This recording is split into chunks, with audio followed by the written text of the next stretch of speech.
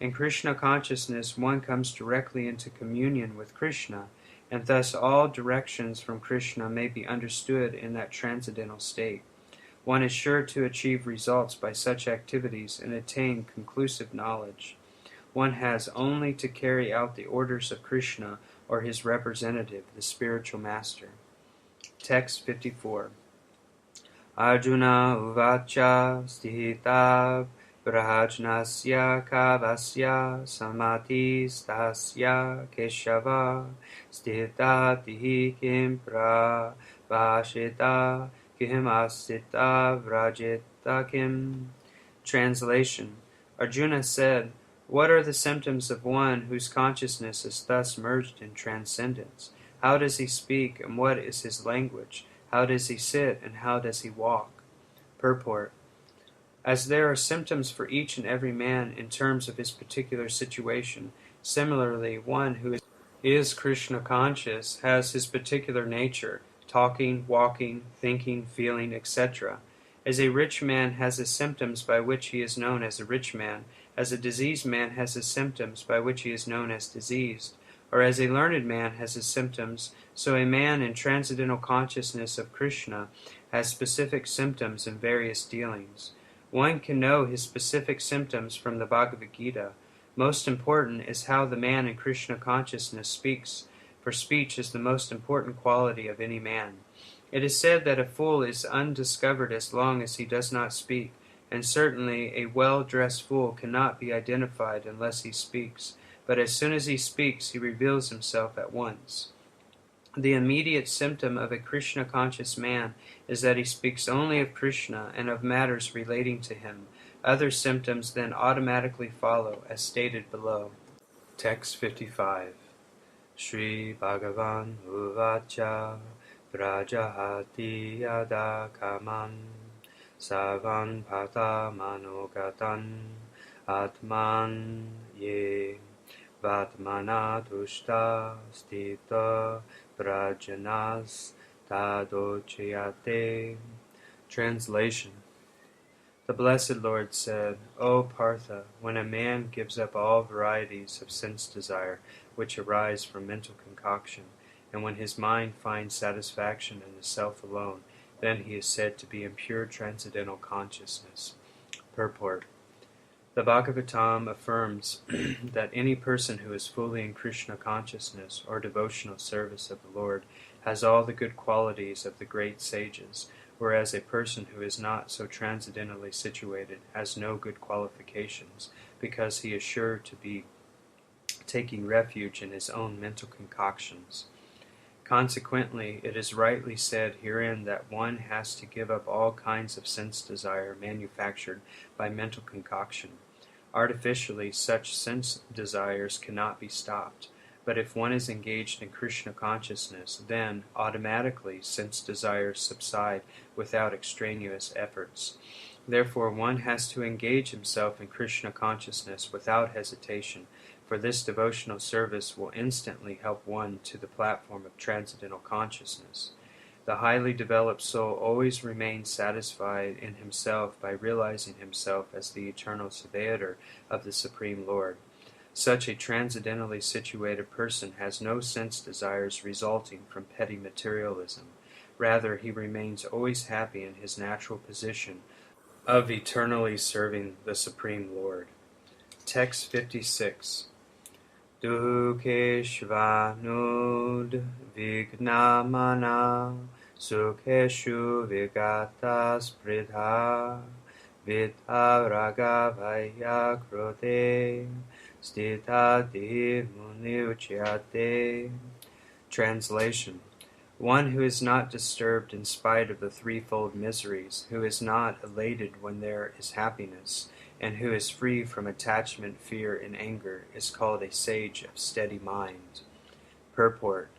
The word muni means one who can agitate his mind in various ways for mental speculation without coming to a factual conclusion. It is said that every muni has a different angle of vision, and unless a muni differs from other munis, he cannot be called a muni in the strict sense of the term. Nasho muni yasya matam nabinam, but a stita dihi muni, as mentioned herein by the Lord, is different from an ordinary muni. The stita dihi muni is always in Krishna consciousness, for he has exhausted all his business of creative speculation. He has surpassed the stage of mental speculations and has come to the conclusion that the Lord, Sri Krishna, or Vasudeva, is everything. He is called a Muni fixed in mind. Such a fully Krishna-conscious person is not at all disturbed by the onslaughts of the threefold miseries, for he accepts all miseries as the mercy of the Lord, thinking himself only worthy of more trouble due to his past misdeeds, and he sees that his miseries, by the grace of the Lord, are minimized to the lowest.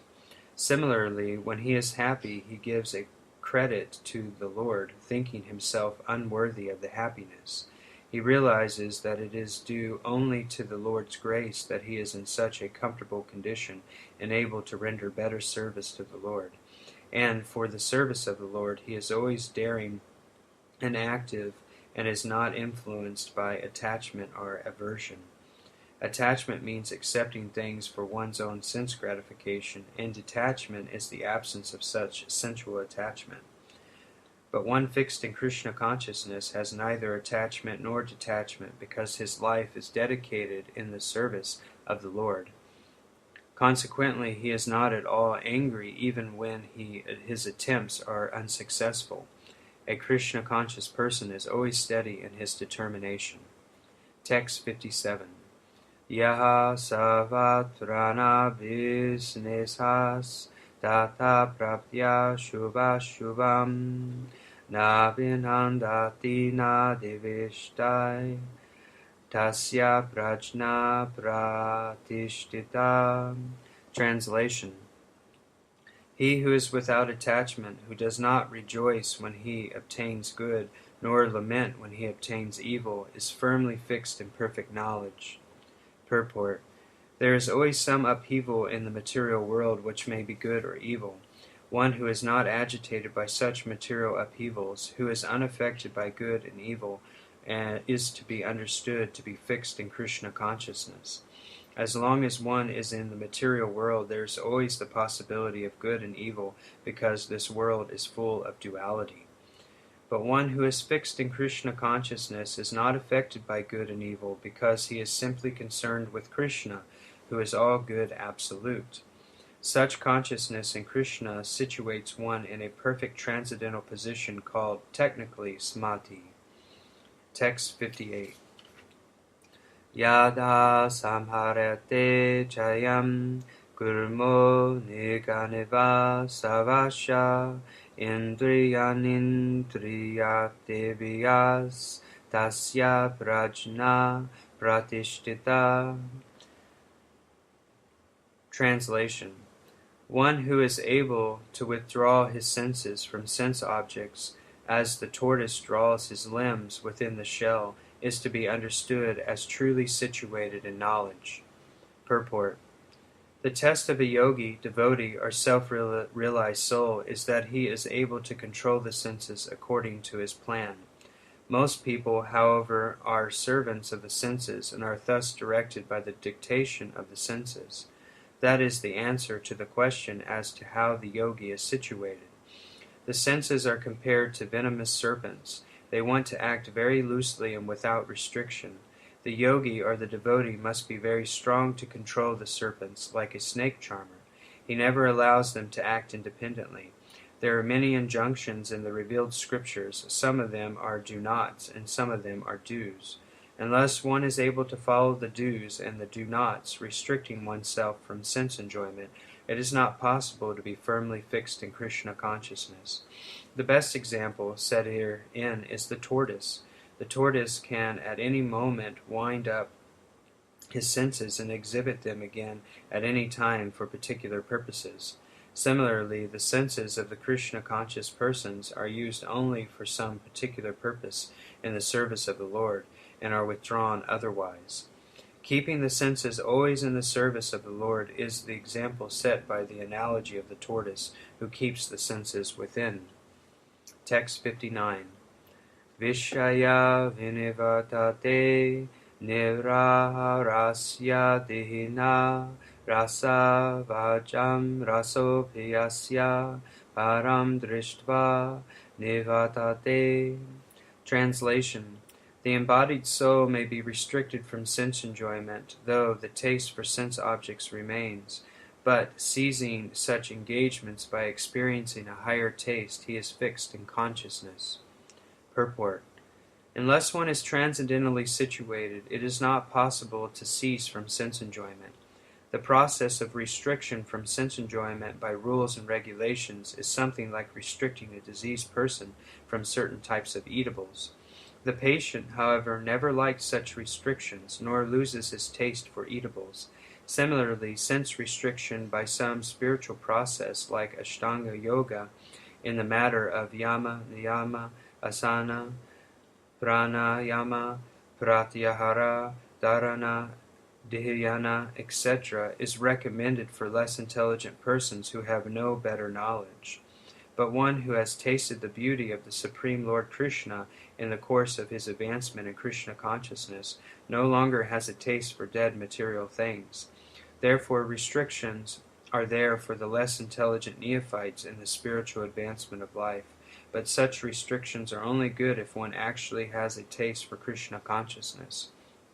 When one is actually Krishna conscious, he automatically loses his taste for pale things. Text 60.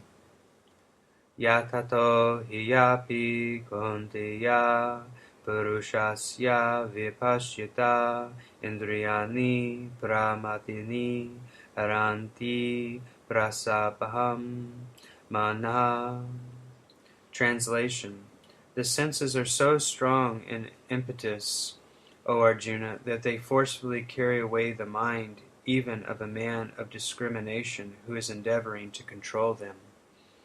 Purport: there are many learned sages, philosophers, and transcendentalists who try to conquer the senses, but in spite of their endeavors, even the greatest of them sometimes fall victim to material sense enjoyment due to the agitated mind.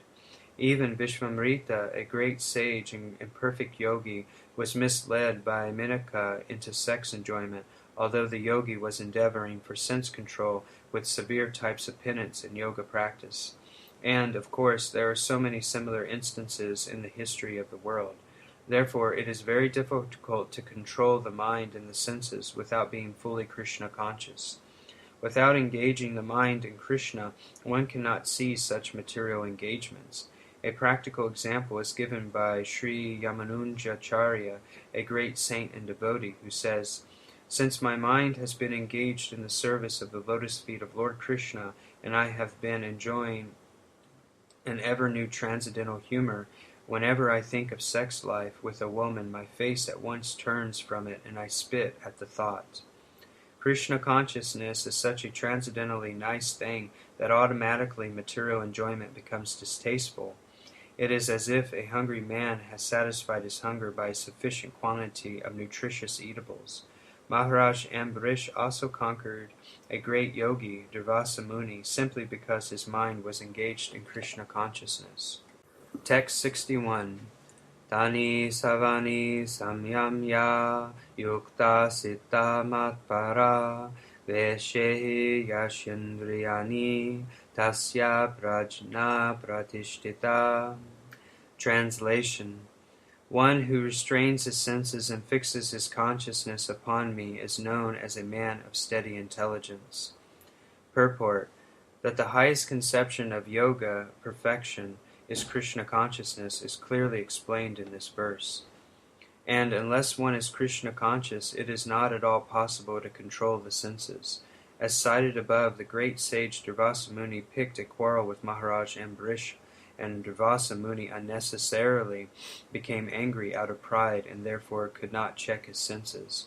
On the other hand, the king, although not as powerful a yogi as the sage, but a devotee of the Lord, silently tolerated all the sage's injustices and thereby emerged victorious. The king was able to control his senses because of the following qualifications, as mentioned in the Srimad Bhagavatam. Save mana Krishna paravindaryo vachamshi Vekunta Gunanuvanane Karo Hari Mandira Majanadishu Shrutim Chakarachayuta Sakato Daye Mukunda Ligalanya Dashane Drisho Tabritya Gatra Sapashe Nega Sangamam Granam Chatat Pada Saroja Surabe Srimat Tulasya Rasanam Tar Apete Pato Hare Kshitra Padanusapane Shiro Hrishkisha Padabhivandane Kamam Chadasyena Tu Kama Kamyaya Yato Tamashloka Janasraya Rati. King Ambarish fixed his mind on the lotus feet of Lord Krishna, engaged his words in describing the abode of the Lord, his hands in cleansing the temple of the Lord, his ears in hearing the pastimes of the Lord, his eyes in seeing the form of the Lord, his body in touching the body of the devotee, his nostrils in smelling the flavor of the flowers offered to the lotus feet of the Lord, his tongue in tasting the tulsi leaves offered to him, his legs in traveling to the holy place where his temple is situated, his head in offering obeisances unto the Lord, and his desires in fulfilling the desires of the Lord. And all these qualifications made him fit to become a Matpara devotee of the Lord. Srimad Bhagavatam 9.4.18 through 9.4 through 20. The word Matpara is most significant in this connection. How one can become a Matpara is described in the life of Maharaj Ambarish. Srila Baladev Vidyabhushana, a great scholar and acharya in the line of the Matpara, remarks, Mad Bhakti Prabhavina Savindriya Vijaya Pravika Svatma Drishti Sulabhiti Bhava. The senses can be completely controlled only by the strength of devotional service to Krishna. Also, the example of fire is sometimes given. As the small flames within burn everything within the room, similarly, Lord Vishnu, situated in the heart of the yogi, burns up all kinds of impurities.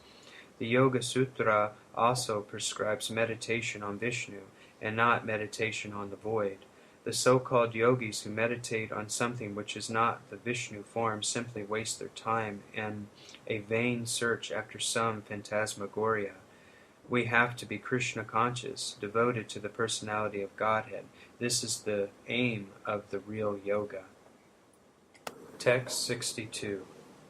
Diyayato Vishayan Pumsa Sangasteshu Pajayate Sangat Sanjayate Kama Kama Krodho Vijayate.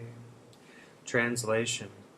While contemplating the objects of the senses, a person develops attachment for them, and from such attachment lust develops, and from lust anger arises. Purport. One who is not Krishna conscious is subjected to material desires while contemplating the objects of senses. The senses require real engagements, and if they are not engaged in the transcendental loving service of the Lord, they will certainly seek engagement in the service of materialism. In the material world, everyone, including Lord Shiva and Lord Brahma, to say nothing of other demigods in the heavenly planets, is subjected to the influence of sense objects, and the only method to get out of this puzzle of material existence is to become Krishna conscious. Lord Shiva was deep in meditation, but when Parvati agitated him for sense pleasure, he agreed to the proposal, and as a result, Kartikeya was born. When Haridas Thakur was a young devotee of the Lord, he was similarly allured by the incarnation of Mayadevi, but Haridas easily passed the test because of his unalloyed devotion to Lord Krishna. As illustrated in the above-mentioned verse of Sri Yamunanujacharya, a sincere devotee of the Lord shuns all material sense enjoyment due to his higher taste for spiritual enjoyment and the association of the Lord. That is the secret of success. One who is not, therefore, in Krishna consciousness, however powerful he may be in controlling the senses by artificial repression, is sure ultimately to fail, for the slightest thought of sense pleasure will agitate him to gratify his desires. Text 63. Krodayad bhavati samohaya samoha smriti vibrama